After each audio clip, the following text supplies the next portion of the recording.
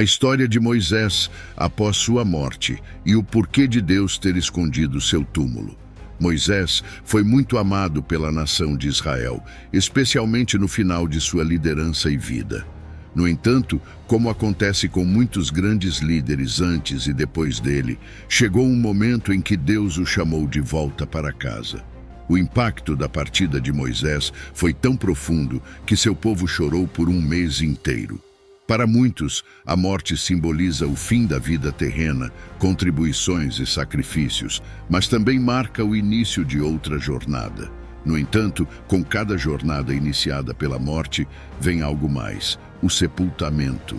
Isso é o que normalmente ocorre após a morte de alguém, o enterro de Moisés por Deus. No entanto, Moisés foi uma exceção notável. A resposta para a diferença em seu caso pode ser encontrada em Deuteronômio 34, versículo 6.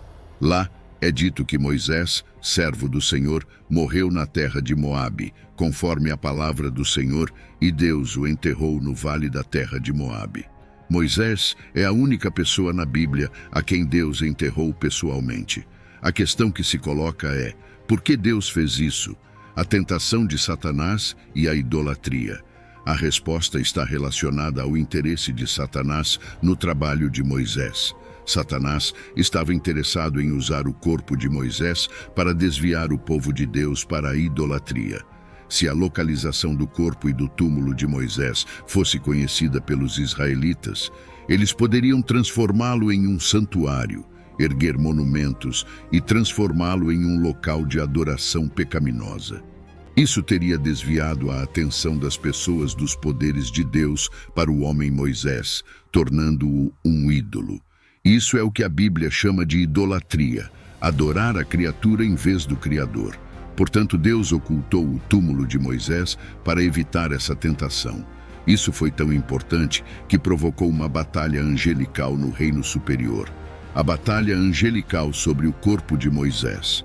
O arcanjo Miguel desafiou Satanás em uma disputa sobre o corpo de Moisés. Embora a Bíblia não forneça uma razão específica para essa batalha, a explicação mais provável é que o corpo de Moisés representava uma potencial armadilha para a idolatria. Miguel, o arcanjo, é um guerreiro espiritual que luta contra espíritos malignos e principados. No entanto, mesmo ele não ousou repreender Satanás em relação ao corpo de Moisés. Ele simplesmente disse: "O Senhor te repreenda."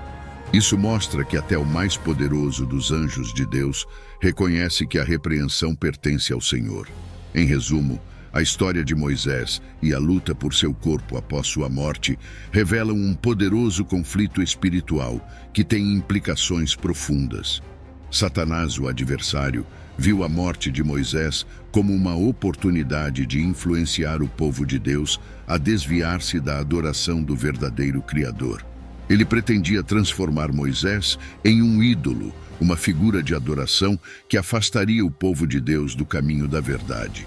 A idolatria é um dos temas recorrentes na Bíblia e é vista como uma das piores transgressões, porque envolve a adoração de algo criado em lugar do Deus que tudo criou. No caso de Moisés, sua liderança extraordinária e sua relação direta com Deus o tornavam um candidato tentador para a adoração humana. O povo poderia facilmente ter começado a adorar Moisés, dando a ele o status de um Deus, em vez de adorar o Deus que ele servia.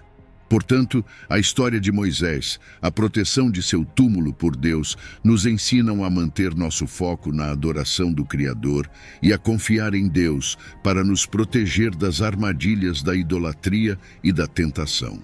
Além disso, essa história enfatiza a importância da humildade e da confiança na soberania divina, mesmo para as mais poderosas criaturas espirituais.